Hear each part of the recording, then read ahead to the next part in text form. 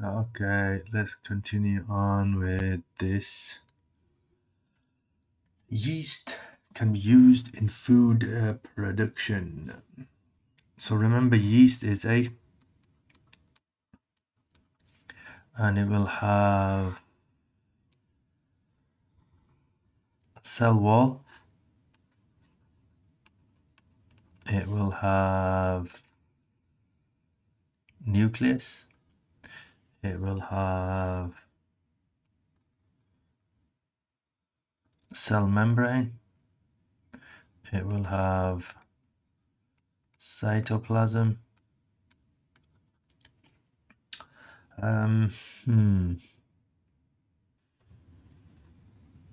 Right, okay. They also have mitochondria. Right, which group of does yeast is a fungus? Which substance is the cell wall of a yeast cell made? Is chitin or chitin? Plant cells. A plant cell wall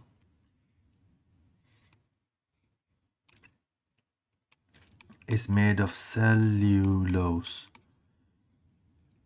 It's a carbohydrate, right? Okay.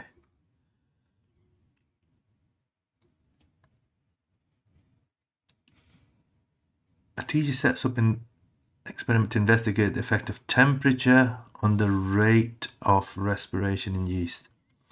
So remember this here, it stops oxygen getting in, so it encourages anaerobic respiration. That will be lime water. You can sodium hydrogen carbonate, I think, but lime water, and it will turn milky if the gas that comes out of here is carbon dioxide. Right. Explain what additional apparatus the teacher will need to investigate the effect of temperature on the rate. So they need to, where are we? You've got temperature and you've got the rate. So we need at least two things. First of all,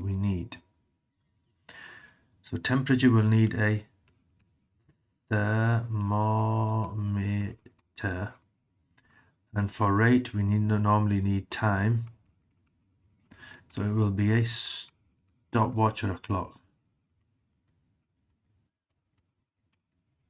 I'm right. To control the temperature accurately, you'll need a water bath. You can say Bunsen burner, but I think water bath is more useful. Right, what's the purpose of the liquid paraffin? That's that layer here. Remember we looked at here. That's to stop oxygen getting in. To prevent, so we can write to prevent oxygen getting in. Okay. Right. Give the name of suitable right.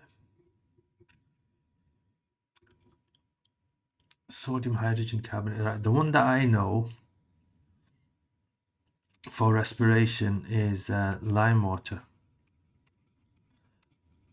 Right, and the other one, the common one that you might come across is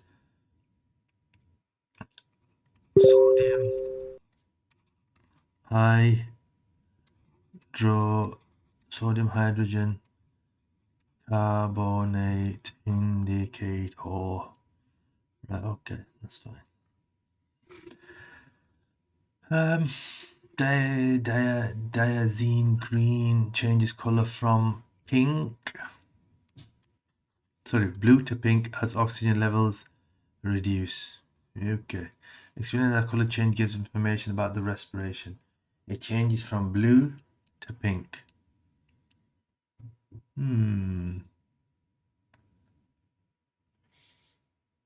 Right. Originally it was, what did it say there? Yeast solution with diazine green. That doesn't help, does it? Right. Original color was blue. Why? Because oxygen was present. Right, then what happened was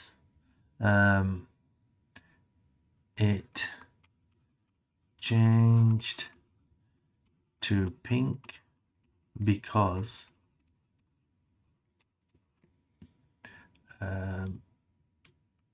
aerobic respiration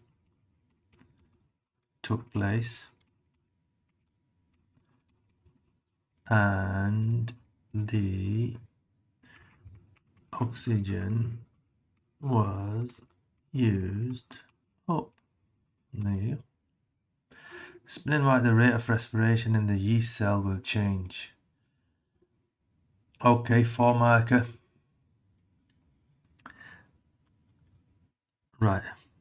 As temperature increases, the kinetic energy in the particles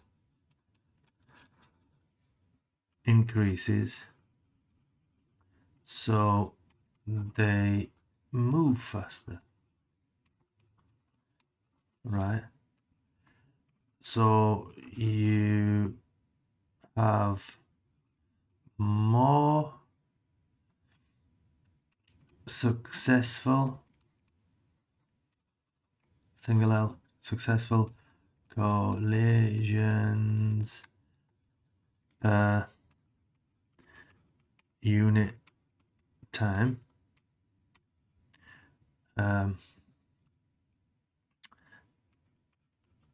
This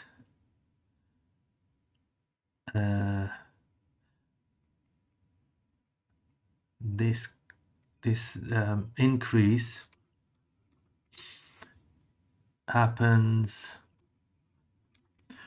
until the optimum temperature is reached, right? Then what happens?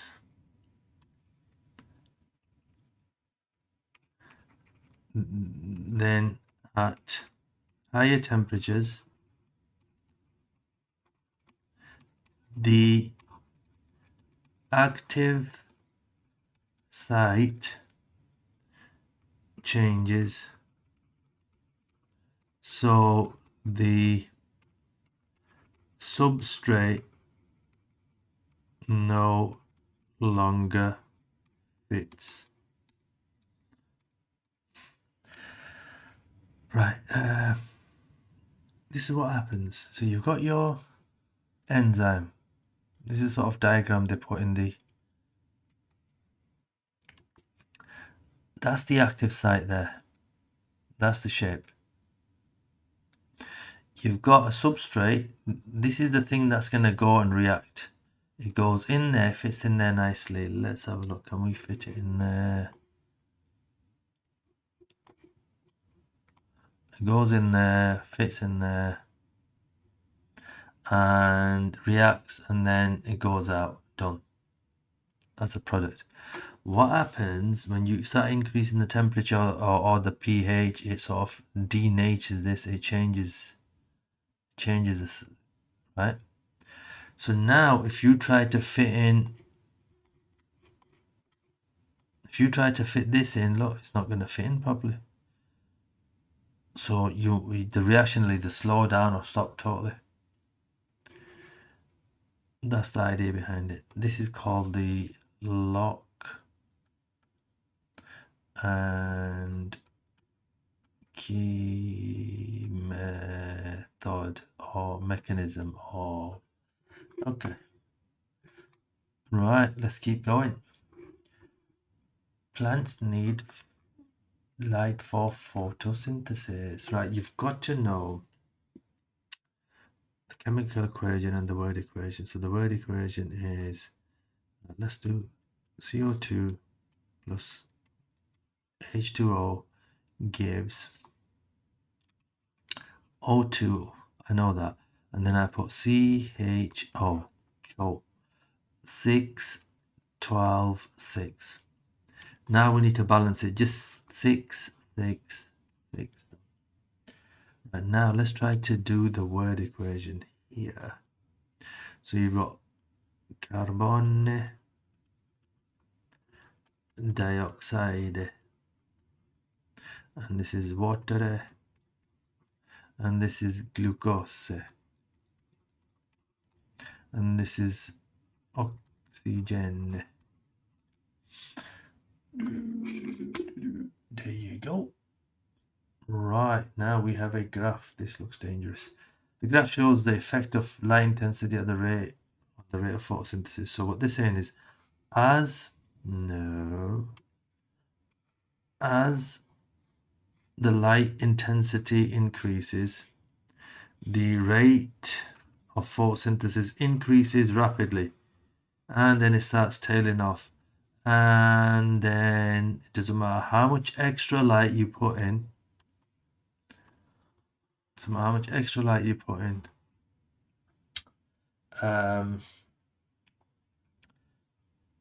it's not going to have any difference. So basically, if a farmer wants to improve his crop from here, he's just wasting money on energy.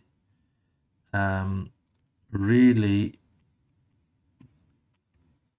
I suppose that would be good, or even if you anywhere there. Right, let's get rid of all that. Do that. Get rid of that. Right, okay. The rate of photosynthesis is measured by counting the number of bubbles of gas. So the gas. Oh, did I just get rid of that? That was a bit silly. It doesn't matter. 6 CO2, 6 CO2, 6 H2Os, 6 oxygens, and CHO, 6, 12, 6.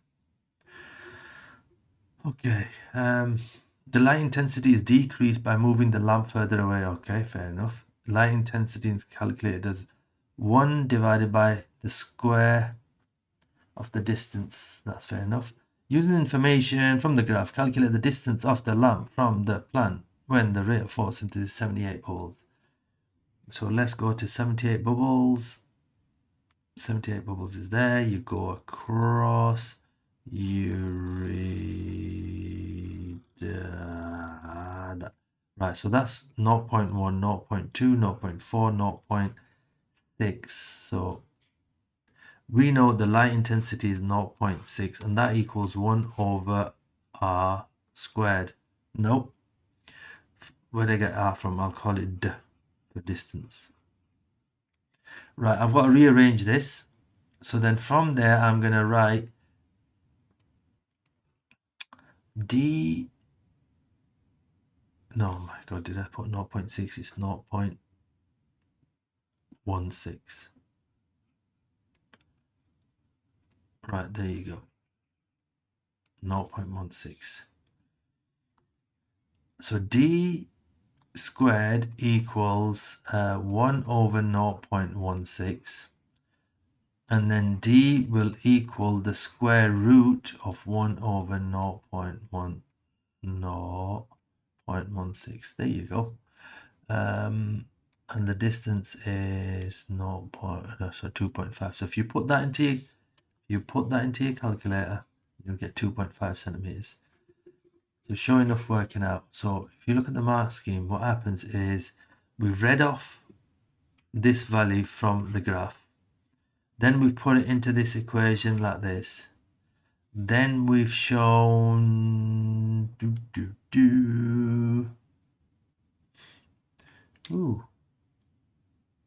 1 over d squared equals 0.16. Therefore, d squared equals, okay, that's fair enough. Yeah, we can work this out, that's fine. And then you've just put the square root. Done, I'm happy with that. Describe the relationship between the number of bubbles and the light intensity. So we've already seen that. So the first thing you can say is, look from the graph, there. As the light intensity increases, the photosynthesis increases, right? So we've got to write this properly. As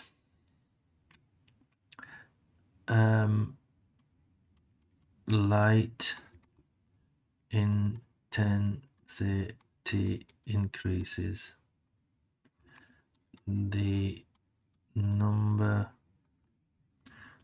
of bubbles increases. At the start, the increase is rapid. It increases rapidly. At the start, the increase is rapid. You can say they've used the word at low intensity. So let's stick to that. And then we can say then the rate of photosynthesis levels off and reaches a maximum.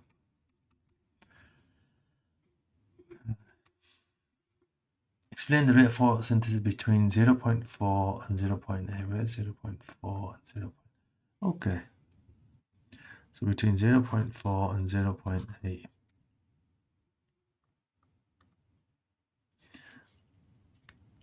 So now they want to use these keywords now here. So this is where we've got to be careful, yeah? The rate of photosynthesis does not change since the light is no longer a limiting factor.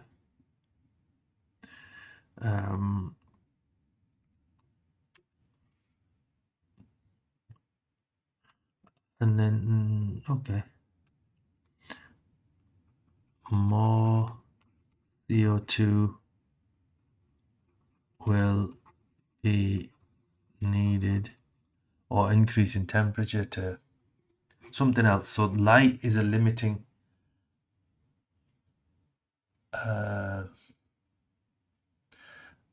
the light is no longer a limiting factor, so something else is stopping it, and it's normally CO2 or temperature. Right, let's move on. This table gives information about enzymes.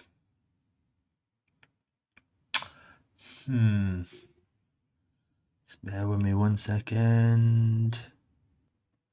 Right, the starch needs amylase. See, I've seen carbohydrates put there before, but this time they've not indicated it. So maltose, you need maltase. Have you noticed the O's and the A's? And ACE is normally an enzyme and O's is normally a sugar. to produce glucose. Amino acids, and this will be a, whenever you see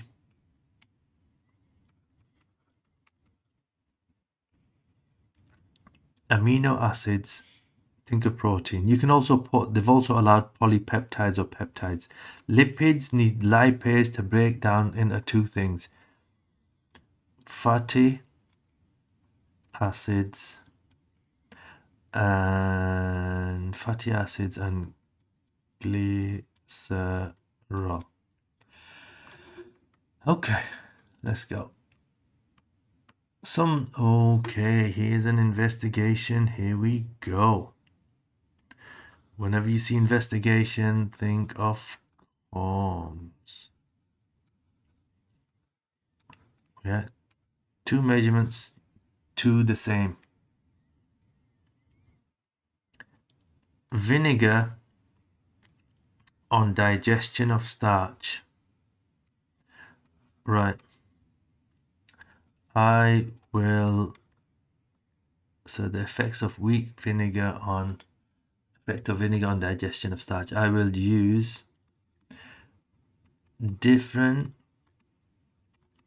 concentrations of vinegar. I will use different concentrations of vinegar in my experiment or investigation. I will use the same type of starch, yeah, to make it fair. Right, this is always a standard. I will repeat each concentration 3 times, and just say I will remove any anomalies and average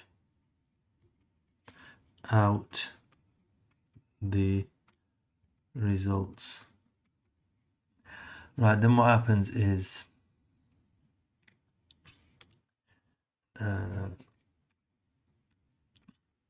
okay, well, how do you measure that starch has been digested? I will use right, okay, I will use iodine to test for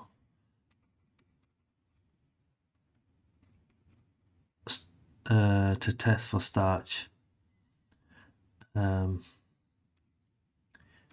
If it turns black blue, the starch has not been digested. The starch has not been digested. Right. Right. What will